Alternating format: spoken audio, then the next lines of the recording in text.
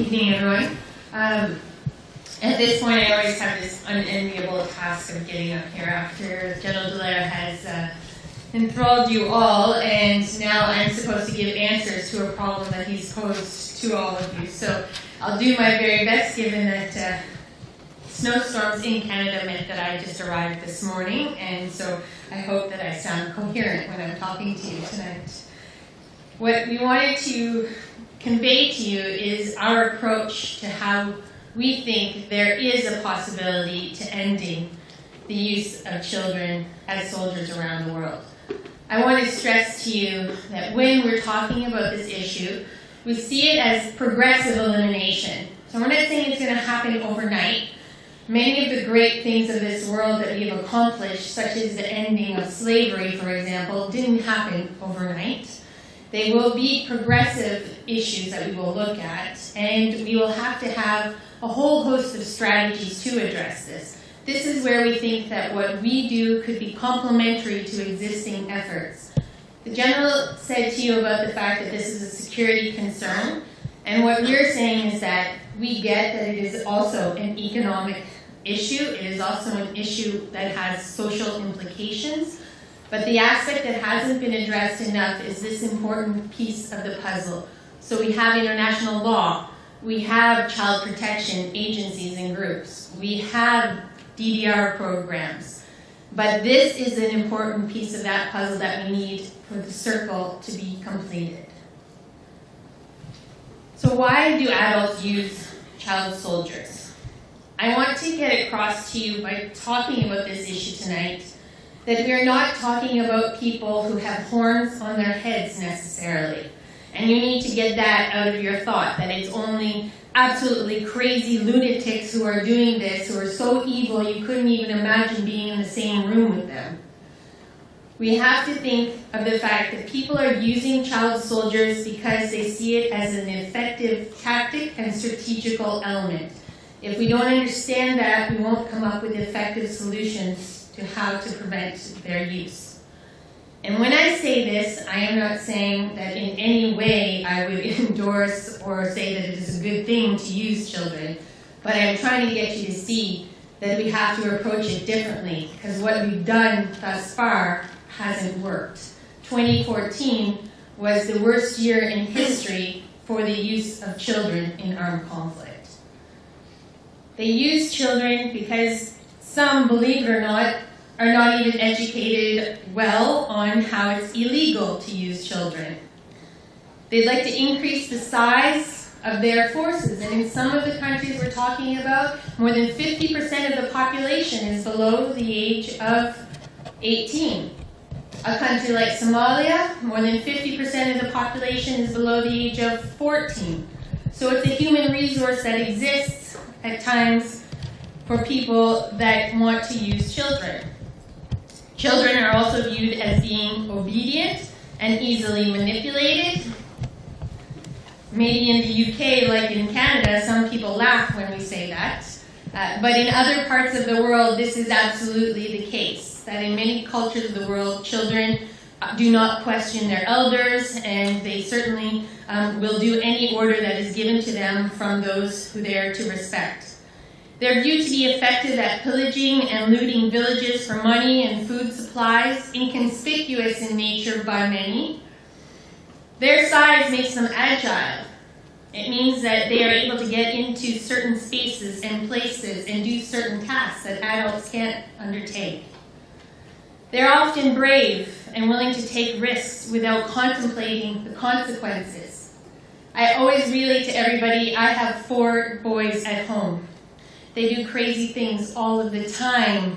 And when I ask them, didn't you think about the consequence of the possibility you could have fallen off that and broken your leg or done something of that nature? And they say, oh no, didn't even think about it. This is the nature of children all over the world. Children are cheap. They don't know the value of money, so you can pay them very little or nothing.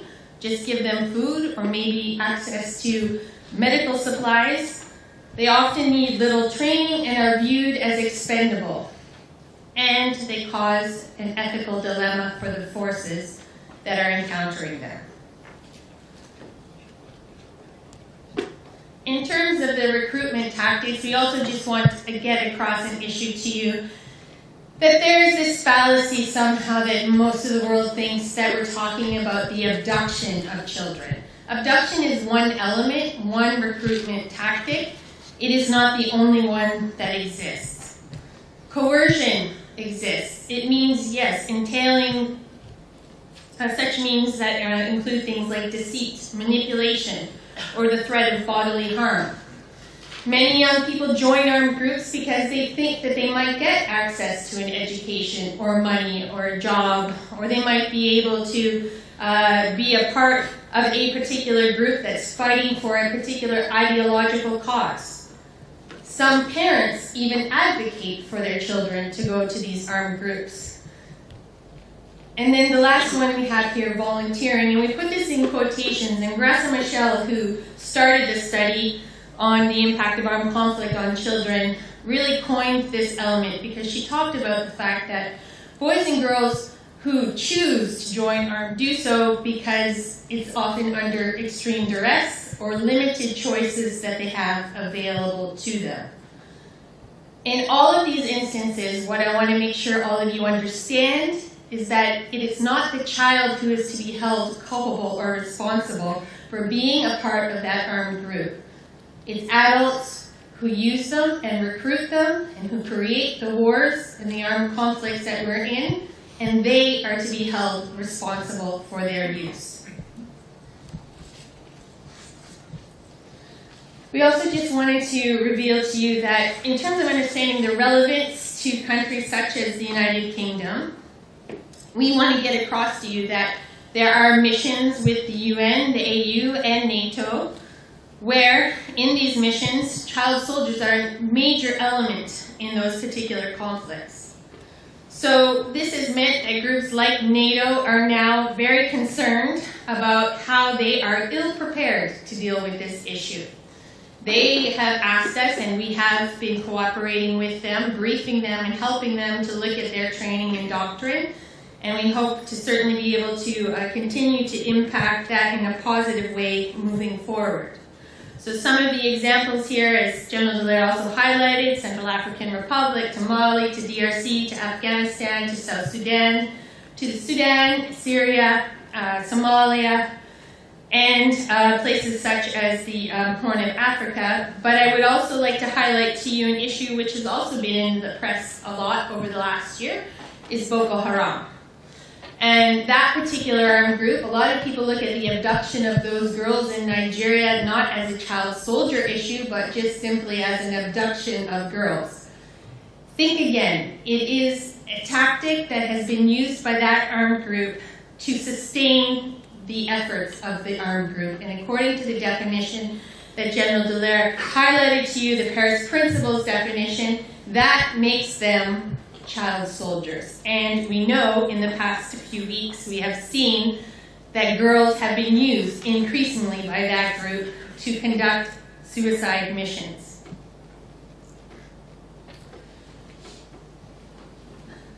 I wanted to also reveal to you that one of the key elements related to trying to prevent the use of child soldiers has been that we have seen an increasing number of UN Security Council resolutions in the last decade.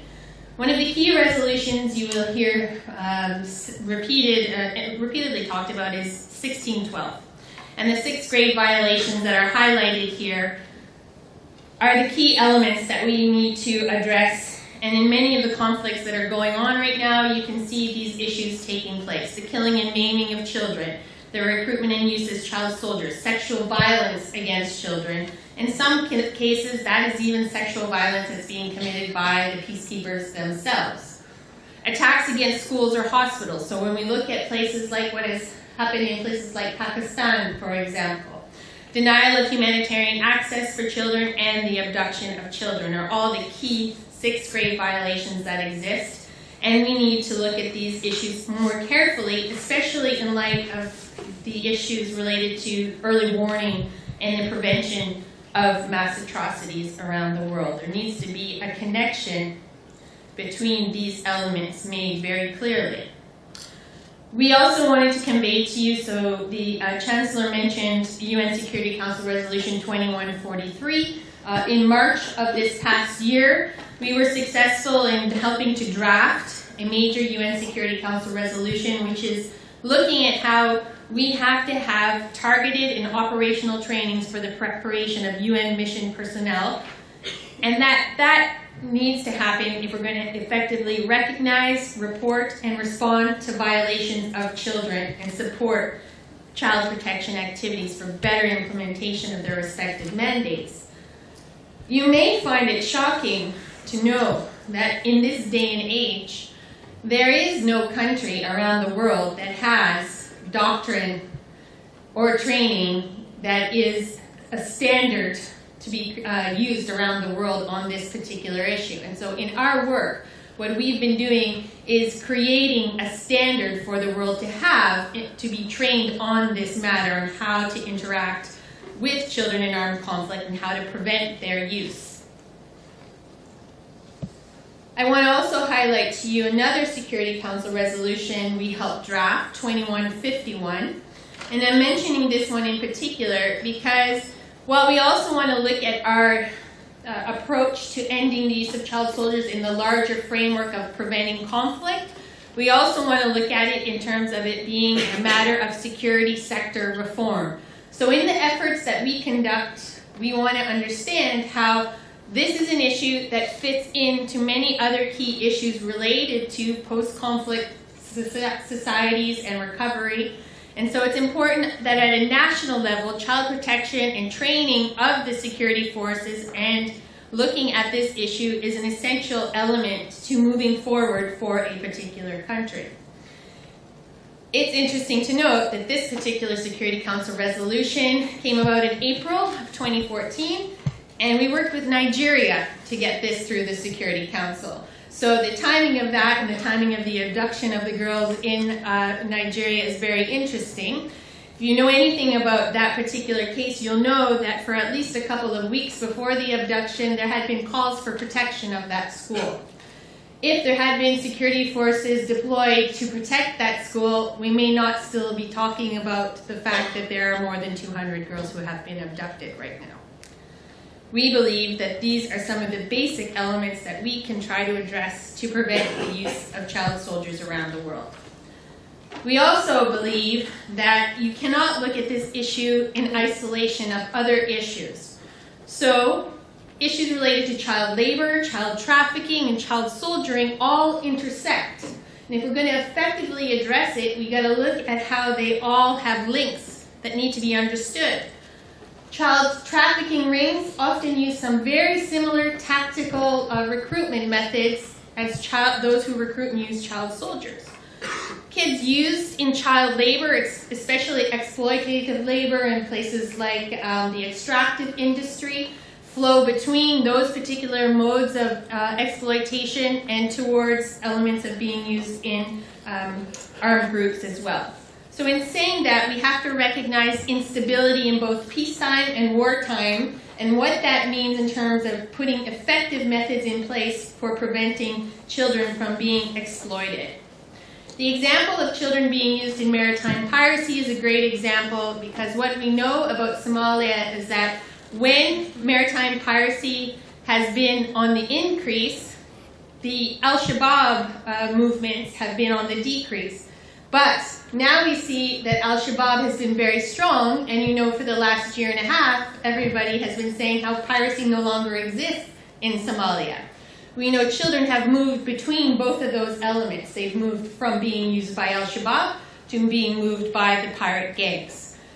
One does not necessarily work hand in hand with each other, but what we can confirm is they do have implicit agreements that they stay out of each other's way. Quickly to just reveal to you that in terms of our work, we have some practical tools that we have developed for the security sector. This is the first of its kind handbook that we've created. We are subject matter experts on this issue for the UN's Institute for Training and Research. We are prevention-oriented and context-specific, so in our approach, we don't do what is called the cookie-cutter approach. In every context in which we are working and training, we create it for the context we are working in. Our work is interactive and scenario-based, and it's constructed on a set of core competencies, or the standard that I was talking to you about that we created through research and consultation with many in the security sector and child protection elements around the world. I'm sorry, I'm going to skip a couple of things here for you. I wanted to put this particular slide up for you because something that occurred with us is that we've been doing training in Sierra Leone over the last 2 years. We've been working with the whole of their security forces, the military, the police, and the prison personnel. And in so doing, they asked us if we would help by giving them training for the next battalion to go into the Amazon mission in Somalia last March. We came to do our training at the pre-deployment training, and the British soldiers who have been there, who have been assisting with the training of the Sierra Leoneans, they have been very cooperative with us, and they allowed us to come and participate in that pre-deployment training. But when we participated in it, the British soldiers who were there observing it quickly came to us after observing us on the first day and said, "Could we come and sit in on your training?" And so I thought, sure, why not? It's a great opportunity for us to continue to get the message out. They sat in on our training and they asked this very question: where were you a few years ago? We could have used this training before deploying to Afghanistan. We would have acted differently. And then they started to relay their stories of working in Afghanistan and encountering child soldiers and asking us for validation of did they do the right thing. The next day, even more of the British soldiers came back to observe the training on the second day, and then we worked with them to infuse our training into the full exercise that they were doing the following week. They have become big supporters of our work, and it's one of the unintended consequences of our work with Sierra Leone. And I said to the class that we were speaking to this afternoon that I had a good joke with the Chief of Defense Staff in Sierra Leone, because when I explained the story to him, I said, now you're teaching the colonizers, and he thought it was quite funny. So. This is just a photograph from that particular scenario-based training, but it's a great example of how we go beyond just simply being in a classroom, ticking off a box. We want to make sure that the training that we've conducted actually is being used and understood by those who we have trained.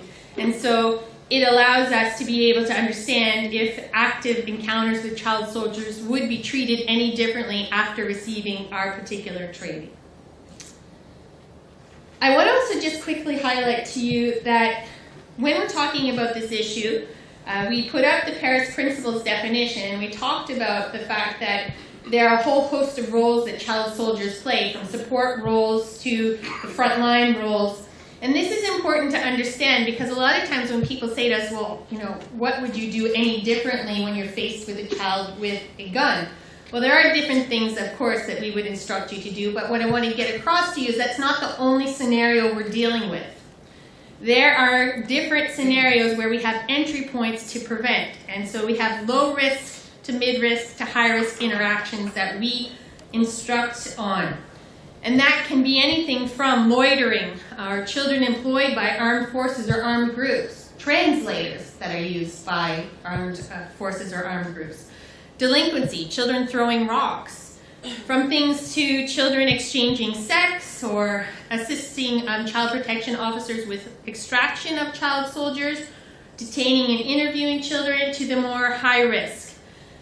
I put this up there so that you can see the host of different interactions that are the possibilities, and that at any one time something that is low to mid risk could turn into something that is high risk. But if we are able to recognize the moments, such as the ones we have up here, where we have an ability to have a positive impact on getting a child out of an armed group or preventing them from being a part of an armed group for a more difficult scenario to deal with, then we could go a long way in preventing their use overall. Children often who are used with armed groups who are taken at a young age may not do frontline activities immediately, but they will be indoctrinated and trained and become a part of that group, and they will learn. And so maybe in the beginning, they might just do things such as child delinquency or fetching or portering, things of that nature. And that's an important point in time to be able to get them out before they're onto the front line and before the damage becomes even greater to them. We also advocate that children who are younger should be given a priority in terms of getting them out of an armed group.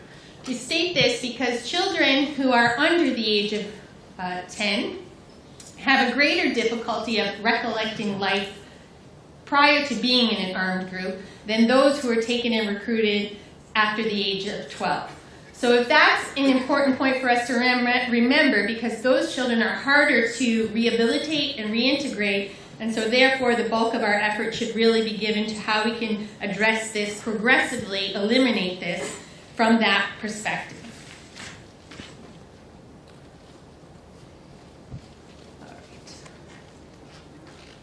And then the last point I will make before handing it back quickly to General Dallaire is to say to you that in all of the work that we conduct, we are very concerned with the impact assessment of our work.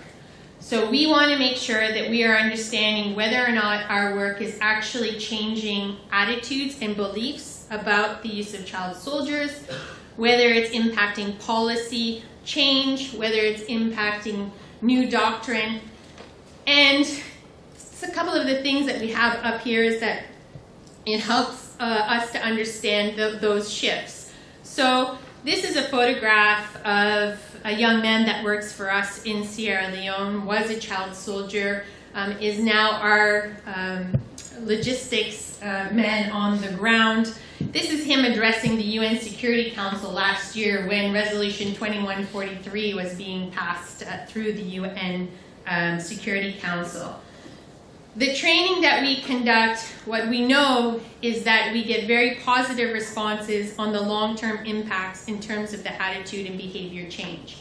I have had soldiers in the Democratic Republic of Congo say that after we took your training, we became physically allergic to the fact that there are people using child soldiers.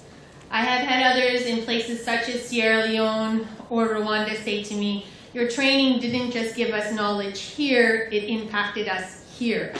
That is the long-term change we are seeking, because once people's attitudes and beliefs change on these issues, we can start to create a situation where it's unthinkable to use children in armed conflict. Sir?